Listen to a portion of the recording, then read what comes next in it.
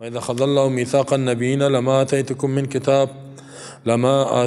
من كتاب وحكمة ثم جاءكم رسول مصدق لما معكم لتؤمنن به ولتنصرنه قال أقررتم وأخذتم على ذلك مصري قالوا أقررنا قال فاشهدوا وأنا معكم من الشاهدين.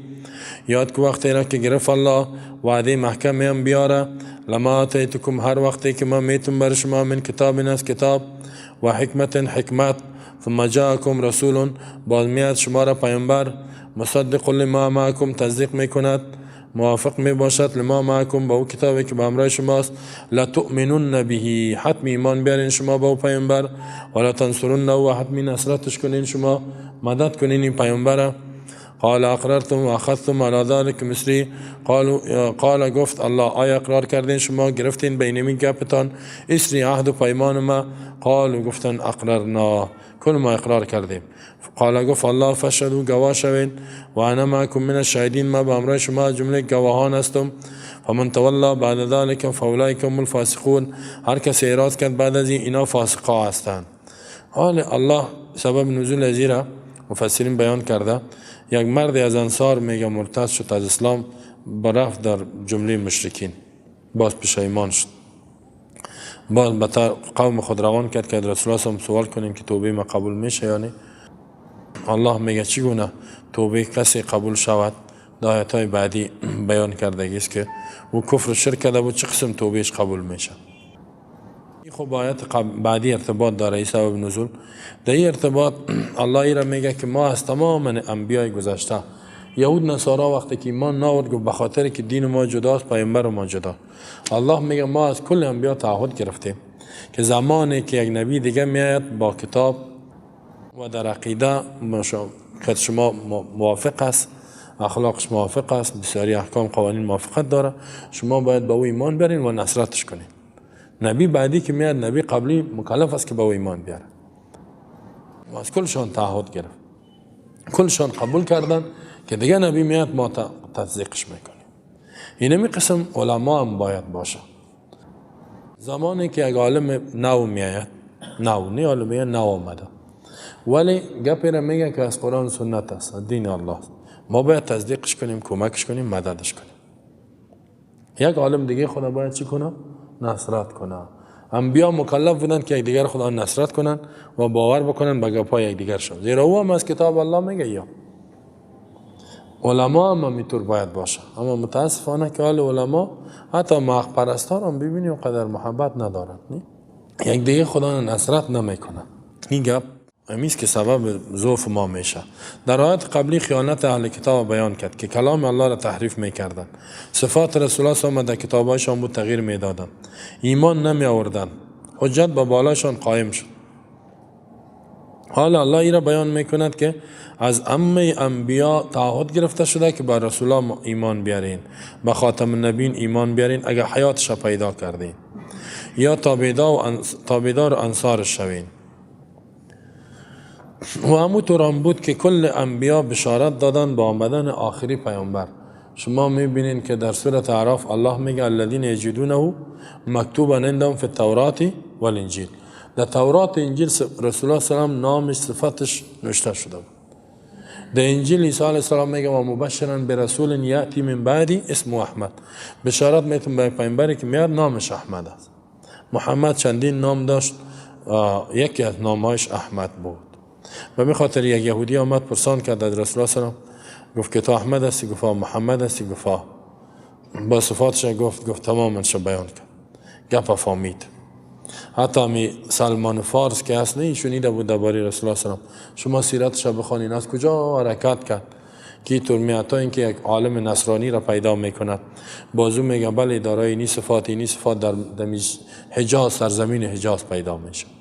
باز میگه بالاخره مرا غلام شدم و فروختن مرا پیش مولایم بودم که گپ آمد که کسی آمده که دعوای نبوت داره و او عالم نصرانی گفته بود که یک صفت چیست که صدقه را نمیخوره دی صفتش هم دمو بود. بازی میگه من خبر شدم میگم مولایم ما گفتم اجازه است تا مجا یک جای برم گفت پیشی چی میکنی اونجا میری گفت من ترسید که یا مسلمان نشه گفت دیگر روز گفت خرما را جمع کردم پت پنهان رفتم در مدینه که رسول الله صلی الله علیه و گفتم کی هست اون نبی؟ گفتنی سلام دادم گفت علیک. گفت پیشش رفتم گفتم میخور ما را آوردم. گفت چی است؟ گفتم صدقه است. گفت ذکر نمیخورم من ببرش. گفت فهمیدم که یک علامه شمیه. دیگر روز گفت رفتم آمدم دیگه خورما را آوردم گفتم گفت چیست؟ گفتم هدیه است تحفه است. گفت گرفتش. بعد از اون گفت گپایش که شنیدم بسیار اموت صفاتای دیگه نرم و ملایم بود و اما چهره حقانیت دروش روشنی میده. گفت با تحقیق دیگه هم تحقیق کرده. بعد از گفت آمدم گفتم یا رسول الله ما سال هاست که میپالیدم تو را که حق یعنی در کجا حد به غلامی تا غلام شدیم ما باز میای ایمان خدا اعلان میکنه. این درباره صفت رسول الله صلی الله علیه و آله میطور بود که مثل که حال ما شما میگیم که در آخر زمان نکنه مسلمان ها میگم مهدی میاد مهدی آخر زمان باز عدالت میکنه وی کل اگه میگه و میگه این نزدیک هستی تو با یک دفعه که پیدا شد بگویم نه قبول نداریم. نه یهودی هم همی تو مردم هم میترساندن که این نبی آمد ما قطعا کار داریم. این وقتی که آمد اکثرش کافر شد خودشان کافر شد.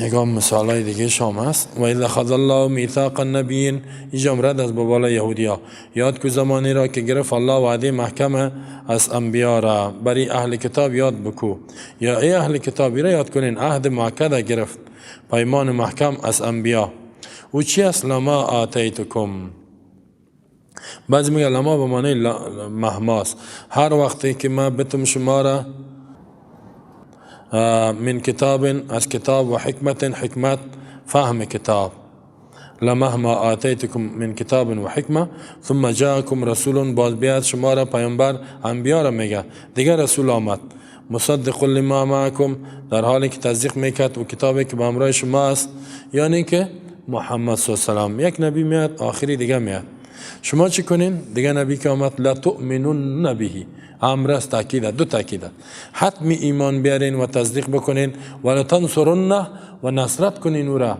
کمکش کنین در راه دعوت و دینش. عبدالله ابن عباس میگه که ما بعث الله نبی من الانبیاء هیچ نبی را الله روان نکرده الا اخذ علیه المیثاق مگر پیمان گرفته لئن بعث الله محمدا اگر الله محمد روان کرد و او زنده بود این نبی لا یؤمنون به ایمان بیاره و نصرتش کند و امره ان یاخذ المیثاق علی امتی امرش کرد که عهد و پیمان با امت خود بگیره که آخری پیامبر کل انبیا را گفته بود که اگر آخری نبی امت شما حیات داشتین باید که ایمان بیاریم و امتتان هم باید به او ایمان بیاره. خب وقتی که الله از اینا وعده گرفت با چی گفت برشان اقررتم آیا شما اقرار کردین به این کارتان و اخذتم علی ذلکم اسری یعنی اعتراف کردین گرفتین شما علی ذلکم به عهد و پیمان اسری امی اسر عهد میگه اسر اصل تو دادن یا گری را میگه یعنی عهدم که سمو تو گری میکنی عهد محکمش میکنی امی عهد و پیمان مرا شما قبول کردین اخذتم قبول کردین اعتراف کردین قالوا اقررنا قالوا گفتن کل انبیا اقررنا اعتراف کردیم قبول داریم که نبی آخری بیاد ما ایمان میاریم و تصدیق میکنیم. قال فاشهدوا قال گفت الله گواه شوین شما به نفسایتان و تابعدارایتان و انا معکم من الشاهدین و ما به همراه شما جمله گواهی دهنده هستم یعنی شما شاهد باشین که اگر نبی آخری آمد به او ایمان بیارین. و من تولا بعد ذلك فاولئک هم الفاسقون هر کسی اعراض کرد بعد از این عهد و پیمان فاولئک این کسایی فاسقون هستند. فاسق یعنی خارج از طاعت الله هستند. حتی وار تهدید کرد که اگر شما این کار کنین و می خاطر احادیث است که رسول الله صلی الله علیه و آله میگه لو کان موسی حیا لما وسعه الا اتباعی اگر موسی زنده می بود جایز نبود مگر تابعداری مرا میکرد. لو کان عیسی حیا اگر عیسی زنده می بود لما وسعه جایز برش نبود الا اتباعی قسم خورده اگر او می بود غیر از تابعداری ما دیگه کسی را نمیکرد. اینی عهد و پیمان الله از اونا گرفتگی و اونا تابعدار بودن و اونا بشارت داده بودن انبیای بعدی را و نبی بعد که بعد از ما دیگه نبی میاد. افغیر دین الله یبغون وله اسلم من فی السماوات والارض طوعا و کرها و الیه یرجعون آیا بغیر دین الله طلب میکنن اینا دیگه دین را؟ وله اسلم، در حالی که برای الله تابع است من فی السماوات، تمام کسایی که در آسمان ها است، و الارض، در زمین است، طوعا به خوشحالی و کرها به زور، و الیه یرجعون، خاص به طرف الله بازگشت از این مردم است. در اینجا الله رد میکند به بالای یهودیا. اهل کتاب میگه شما غیر از اسلام دیگه دین طلب میکنید، از پیش خود دین جور کردین، یهودیت، نصرانیت، در حالی که در دین الله کل آسمان و زمین تابع است، چیزی به خوشی، چیزی به زور، چیزی به حکم تشریعی الله، چیزی به حکم تکوینیش. نکنین میگه غیر از دین الله دیگه دین طلب نکنین، غیر از قانون الله دیگه قانون نظام طلب نکنین. همزه برای انکار است. افغیر دین الله یبغون، آیا اهل کتاب غیر دین الله که اسلام است، یبغون دینن، دیگه دین را طلب میکنن؟ اسلامی که الله همه انبیا را روان کرد دیگه دین نامش یهودیت مانده، نصرانیت. وله اسلم، در حالی که خاص از برای الله اسلم منقاد است، تابع است، چی؟ من فی السماوات والارض، تمام کسایی که در آسمان و زمین است، طوعا طاعین، در حالی که خوشحال است، و کرها مکرهین، در حالی که بد میبرند. قتاده میگه مومن اسلم طاعین، اسلام میارد در حال خوشحالی، کافر اسلام میارد کارهن، وقتی که لا ينفع ذلك، برش نفع نرساند، ایمان و اسلام برش نفع نرساند، تابعداری میکند. ابن کثیر میگه فالمومن مستسلم بقلبی، مومن تابع است به قلب خود از برای الله به خوشحالی، کافر مستسلم است برای کرهن، چرا؟ زیرا در تحت تسخیر الله است، تحت قهرش است، سلطان و پادشاهی الله است که مخالفت کردن نمیتونه. یعنی حکم الله، دین الله را یک تشریعی، یک تکوینی. تکوینی ایجاد میگه که الله میگه کن موجود شوی، در حکم تکوینی الله تمام کائنات تابع است. شما میخوانیم پسان میاد سورة حامیم سجده، الله میگه که ثم استوى الی السماء و هی دخان، الله قصد کرد به طرف آسمان یا بلند شد در حالی که دود و گازات بود. فقال، گفت لها، از برای آسمان، وللارض، از برای زمین، ائتیا، بیاین، طوعا او کرها، به خوشحالی یا به زور. قالتا اتینا طاعین، گفتن ما به خوشحالی میایم. آسمان ها را گفت چه قسم جور میشین، به زور یا به خوشحالی میخوایم قسم جور شوین؟ کلش گفت تابع هستیم. کسی ما و شما را گفت پیدا شوین، انسان پیدا شوین، دینی جا تا اینی وقت این مصیبت میاد، اینی وقت بندی میشی، این وقت مریض میشی، این وقت عروسی میکنی، این وقت کشته میشی، این وقت مرگت میاد، این کپا، اینا ما تابع هستیم. اینا میاد چه قوم رو میخوانیم؟ به اختیار ما است؟ نه. اگر الله نمیخواست 10 سال پیش میمردیم. حالا معلوم نیست، به اختیار ما نیست مرگ ما، صحت ما به اختیار ما نیست، مال و سرمایه ما چقدر میشه و کم میشه زیاد به اختیار ما نیست. یعنی می حکم تکوینی الله سر ما تطبیق میشه. کی را ازدواج میکنیم کی را نمیکنیم به اختیار ما نیست، تلاش خودم میکنیم، از الله میخوایم، چیزی که فیصله میکنه همون میشه. اگر ما و شما را اختیار میداد کی میگفتیم ما در افغانستان؟ میگفتیم کل کشورهای روی زمین نشان میداد اینی افغانستان است، اینی ملتش است، نشان میده. خطرناک نه؟ این را قبول میکنی یا کشور دیگر را نشان میده؟ اینی حرمین است، نه مدینه است، کدام میشه؟ ما میگفتیم نه دیگه، این کمی که اینجا نه. اگر دنیا پرست میبود یک امریکا را برش نشان میده، این واشنگتن دی سی است، کجا پیدا کنم؟ ما شما نمیکردیم. اینی چشم خورد، اینی بینی خوردی کلاه، نه ما اینمی حکم تکوینی است. ما پیدا شد این مردی زن پیدا کنه، مرد او را حیوان پیدا کرده. یعنی این را میگن که تابعداری آسمان ها و زمین در حکم تکوینی کلگی است. تشریعی مومنین به خوشحالی، کافرای منافقین به زور. بعضی منافق هم هستند میترسند، از ترس میگن ما مسلمان هستیم، مرده که میمره تو در جنازش خدا میرسان، اگر این باور نداره میگن مرده که مرد خاک میشه دیگه زندگی نیست، ولی میره در جنازش. یا کسی را من دیدم امی تو عقیدهش هست، در جنازه آمده بود، گفتم تو هم در جنازه آمدی؟ گفت چرا نبه؟ گفتم چی باور داری؟ چی میشه؟ جنازهش رو میخوانی چی میشه؟ چوب کرد، گب نزد. مال جنازه میره میخوانی چی میشه؟ گفتی گپا را پرسان نکن. یعنی که آمدیم دیگه گپ مردم هست، قومی است خویشاوندی، جنازه را میخوانه، دفاتی ها میاد، نکام میکنه، ملا را میاره. به نکاح همین کارا رو میکنه در حالی که باور نداره. این را کرهن میگه بزور. افا غیر دین الله، غیر دین الله طلب میکنه ایها دیگه دین اهل کتاب کافرا. دین الله چیست؟ اسلام. وله اسلم من فی السماوات، در حالی که تابع است تمام کسایی که در آسمان و زمین است، تاوان به خوشحالی کردن به زور و الی یرجعون، خاص به طرف الله بازگشت شماست. خب همگی تابع از غیر از انسانای کافر نافرمان، فقط انسان نافرمان. اگر نه حیوان هم تابع است، حیوان هم الله را میشناسه. کلگی انسان ها را الله اختیار داده یا سرکشی میکنن، به می خاطر الله اینا رو جزا میده. قل آمنا بالله وما انزل علينا وما انزل على ابراهيم واسماعيل واسحاق ويعقوب والاسباط وما اوتي موسى وعيسى والنبيون من ربهم لا نفرق بين احد منهم ونحن له مسلمون ومن يبتغي غير الاسلام دينا فلن يقبل منه وهو في الاخره من الخاسرين.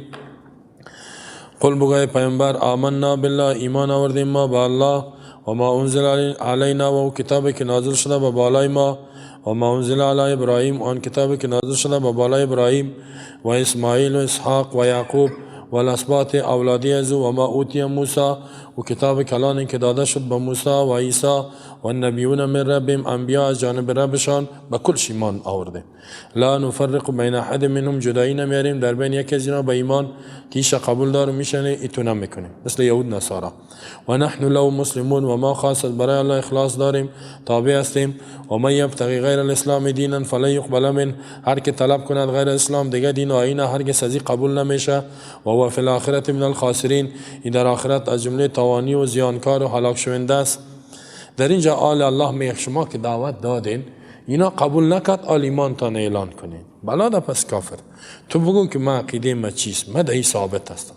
بگو ای محمد صلی الله علیه وسلم و تابعدارایتان، تو امتت هر دویتان بگوین آمنا، ما ایمان آوردیم، بالله، با الله، با وحدانیتش، با دستورش، با فرمانش ایمان داریم. هر فرمانی که صادر میکن، هر غم مصیبتی که ما میاره خوشحالی میاره، راضی استیم. رضیت بالله ربا و بالاسلام دینا و بمحمد صلی الله علیه وسلم نبیا. و ما انزل علینا، و او کتابی که نازل شده به بالای ما، قرآنی که به بالای ما.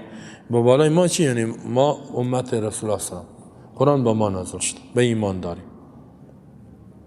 و ما انزل علی ابراهیم، آنچه که نازل شده به ابراهیم، صحیفه ها، صحف ابراهیم و موسی، صحیفه ها، وحی. و اسماعیل، به اسماعیل السلام وحی نازل شده است. به اسحاق علیه السلام، به یعقوب علیه السلام، هر حکمی که بود.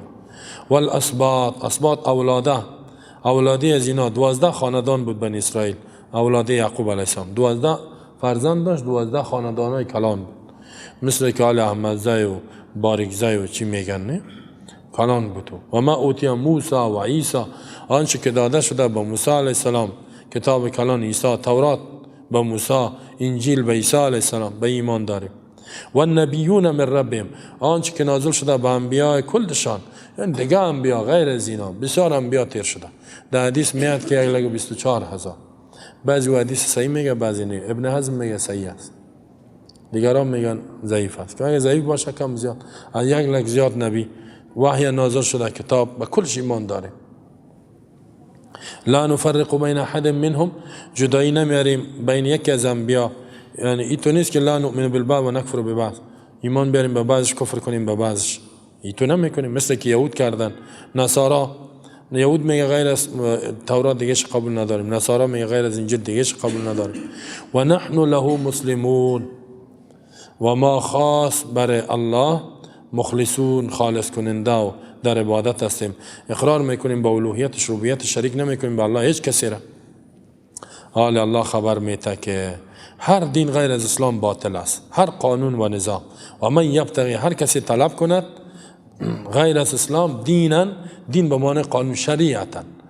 در سورة یوسف آمده ما کان لیأخذ اخاه علی دین الملک، دین به معنی قانونه، جایز نیست. و من یبتغی، هر کسی که طلب کنه، شعار بده، کوشش بکنه غیر اسلام دینا، دیگه دین، دیگه شریعت، دیگه قانون غیر الاسلامی، غیر شریعت الله که اسلام است، بعد بعثت رسول الله صلی الله علیه و دیگر قبول کنه فلن یقبل منه، هرگز از این قبول نمیشه. تلاش و زحمتش، شعاری که میته، زحمتی که میکشه بیفایده است، کل اعمالش برباد است. و هو فی الاخرة من الخاسرین، این در آخرت از جمله هلاک شوندات در آتش ابدی می رود. قسمی که الله میگه الیوم اکملت لکم دینکم و اتممت علیکم نعمتی و رضیت لکم الاسلام دینا. اسلام را من حیث دین براتان انتخاب کردیم. قبل ما شما خواندیم ان دین عند الله الاسلام، دینی که مقبول است پیش الله فقط اسلام، دیگه دین قانون قبول نیست. ولی کمونیسم هم یا قانون جور کردن، سیکولاریسم هم توبه استغفر الله. الله ما شما را به دین آیین اسلام ثابت قدم داشتم تا مرگ. در میجه پسان میاد که یا ایها الذین آمنوا اتقوا الله حق تقاته ولا تموتن الا وانتم مسلمون، مرگت نبیه مگر مسلمان به دین اسلام پابند باشی. ان الذين قالوا ربنا الله ثم استقاموا، استقامت مرگ ما و شما را الله به اسلام بکند و با این اسلام عقیده توحید دنیا ببره، باز اونمو کامیابی از ثبات نصیب کنه. کیف یهدی الله قوما كفروا بعد ایمانهم وشهدوا ان الرسول حق وجاءهم البينات والله لا يهدي القوم الظالمين أولئك جزاؤهم أن عليهم لعنة الله والملائكة والناس أجمعين خالدين فيها لا يخفف عنهم العذاب ولا هم ينظرون. در آیت الله متعال این را بیان میکند که یک انسانی که قومی که بعد از ایمان کافر شود و بعد از اینکه بفهمه که نبی حق است، کتاب حق است، دلایل آمده باشد، الله تو کافرایی که عالمانه کافر میشن یا را هدایت نمیکنه، توفیق به هدایت نمیده. کسی را الله هدایت میکنه که جاهل باشه، حق نفهمه، حق برش رسید قبول نکرد، بازو خطرناک است دیگه. یعنی علما را، عالمایی که کافر میشن، مردمایی که دانسته کافر میشن انکار میکنه، جزای از اینا خطرناک است. الله در قلب اینا مهر میزنه و اینا هیچ راه هدایت پیدا نمیکنه، هیچ توفیق توبه نمیده. یعنی میتونستن امروز و فردا تا اینکه عقیدهشان مرگشان به کفر میشن. یهودی ها را قباحتشان بیان کرد. حال در اینجا این را بیان میکنه که یکی از قباحت دیگه شان نیست که یا عالمانه کافر شدن، خب میفهمیدن، میدانستن که رسول حق است، دلایل برشان آمد، حتی مردم هم میترسانیدن که تو نبی میآید، تو کتاب میآید. الله میگه اینا قابل هدایت نیستن. هدایت به این معنا که دعوت میشن، حق برشان میرسه، اما این که قبول کنن و هم به توفیق الله میشه، الله و توفیق برشان نمیده. کیف یهدی الله قوما کفروا، چگونه هدایت میکند الله قومی را کافر شدن بعد از ایمانشان و شهدوا ان الرسول حق، و شاهدی دادن اینا، گواهی دادن و میدانند که ان الرسول حق، بدون شک امیر رسول آخری محمد صلی الله علیه و سلم حق است و جاءهم البینات، آمده بود بینا بر اینا دلایل واضح و روشن. والله لا یهدی القوم الظالمین، الله توفیق نمیده، توفیق هدایت به قوم ظالما. اولئک این کسا که موصوف به این صفات است کفرشان عالمانه است، جزاؤهم سزای از اینا ان علیهم لعنت الله، بدون شک بابال از اینا لعنت الله است، از رحمت الله محروم است. والملائکه، لعنت ملائکه است، و الناس اجمعین، همگی مردم نیکوکارا بابال از اینا لعنت میگن، خالدین فیها، همیشه میمانند در این لعنت که آتش است.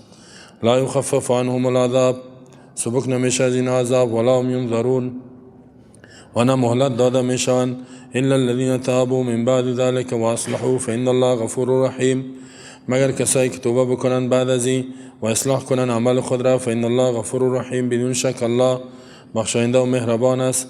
ان الذين كفروا بعد ایمانهم ثم ازدادوا كفرا لن تقبل توبتهم واولئك هم الضالون، بدون شک کسایی کفر کردن بعد از ایمانشان، ثم ازدادوا کفرا، با زیاد کردن کفر را، یعنی ثابت ماندن تا مرگ، لن تقبل توبتهم، هرگز توبهشان قبول نمیشه، و اولئک هم الضالون، خاص اینا گمراه هستند، بیدین هستند. حال یهودیا و نصرانیا حق خوب شناختن که پیامبر صفات ازی در کتابایشان بود، انبیایشان بشارت داده بود. الله از نبیای سابقه یهودیا و بنی اسرائیل، از قوم بنی اسرائیل تعهد گرفته بود از انبیایشان که آخری نبی آمد ایمان بیارین و اونا بیان کرده بودن. حالا الله میگه چگونه هدایت کند؟ الله استفهام برای تعجیب است. کیف استفهام است، سواله چه قسم؟ یعنی تعجب است به تو کافرا و استفهام انکاری است و عظمت کفرشان بیان میکنه. چگونه الله هدایت کنه اینا را؟ چگونه اینا مستحق هدایت میشوند؟ قومی را که کفروا بعد ایمانهم، کفر کردن بعد از ایمانشان، یعنی بعد از اینکه ایمان آوردن به کتاب خودشان و مردم را میترسانیدن، وقتی که این نبی آمد کافر شدن. به حساب عام معنیش هم شامل میشه که کسی مرتد شود بعد از ایمان، هدایت ازی بسیار کم می باشه. راه پس پیدا کردن، توبه کردنش سخت است. و شهدوا ان الرسول حق، و گواهی دادن که رسول حق است.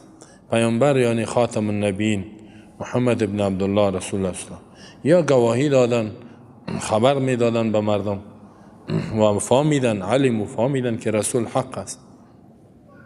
و جاءهم البینات، دلائل برشان آمده بود روشن و واضح که محمد رسول الله است و این دلائل در کتاب خودشان هم بود. والله لا یهدی القوم الظالمین، الله هدایت نمیکنه قوم ظالما را، یعنی توفیقشان نمیده به طریق سعادت. حسن میگوید یهود نصارا صفت رسول الله صلی در کتابشان دیدن، گواهی دادن که حق است. هر وقتی که الله این فرستاد از غیرشان، از نسبشان نبود، حسد و کینه کردن، بعد از ایمان کافر شدن. اینا الله تو مردمی که خوب حق میشناسه و کافر میشه این را توفیق نمیده، ظالم است یا ضدی و انادیستن. الله ما شما را نجات بده. بعضی همیان لیس علما هستند، خب بسط جان اسلام حق میشناسن، علیه اسلام سنگر گرفته، رد میکنه اسلام. الله تو آدم را هدایت نمیکنه. اولئک جزاهم ان علیهم لعنت الله، اولئک اینمی کسایی که موصوف به می صفات است. چه معنی صفاتشان چی بود؟ دیده و دانسته کافر شدن، قبول نکردن. جزای از اینا، سزایشان نیست که ان علیهم لعنت الله، و بالای از اینا لعنت الله است.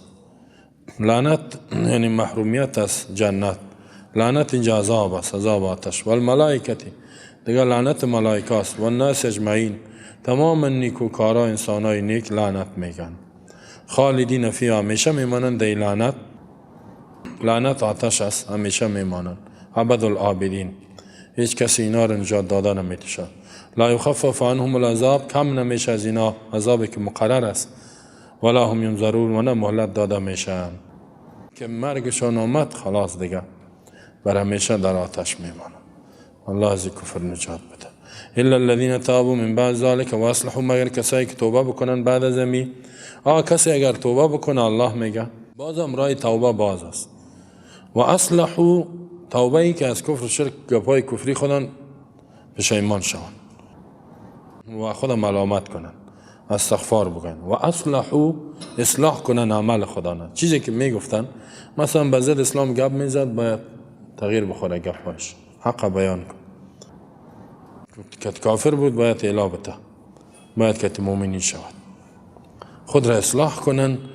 فإن الله غفور رحیم، بدون شک الله بسیار بخشاینده است.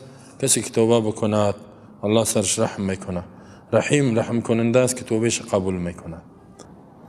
ولی اینا توبه کردن اینا سخت است. اگر که الله میگه راه توبه باز است. در آیت میگه ان الذين كفروا بعد ایمانهم، این درباره یهود است، کافر شدن بعد از ایمانشان که به موسی علیه السلام ایمان داشتن، به عیسی علیه السلام ایمان آوردن و کافر شدن. ثم ازدادوا کفرا، باز کفر خودن زیاد کردن. زیاد چی؟ یعنی که ادامه دادن و ثبات در کفر، زیاده ثبات، دوام دادن، کفرشان دائم شد. حتی رسول الله صلی الله علیه و انکار کردن. لن تقبل توبتهم، هرگز توبه از اینا قبول نمیشه. توبهشان قبول نمیشه. چه معنی؟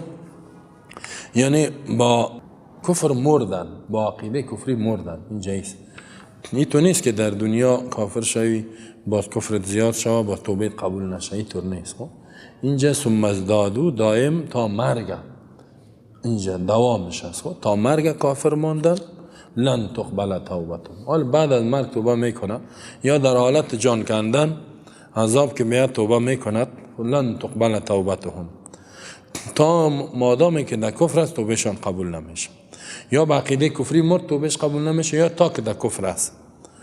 یکم تا را ببینید توبه میگه توبه استغفر الله توبه ولی در کفر خود ادامه میته، در گناه خود ادامه میته. این توبه نیست.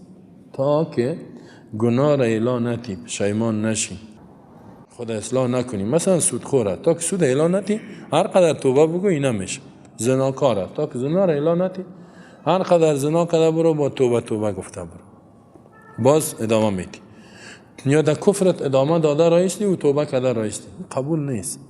کفر اعلان بتی بعد از او توبه قبول میشه. یک معنایش این. دیگه معنایش است که با کفر مردی باز توبه قبول نیست بعد از مرگ. و اولئک هم الضالون، اینمی که ضالون یعنی خارج هستند از منهج حق، گمراه هستند.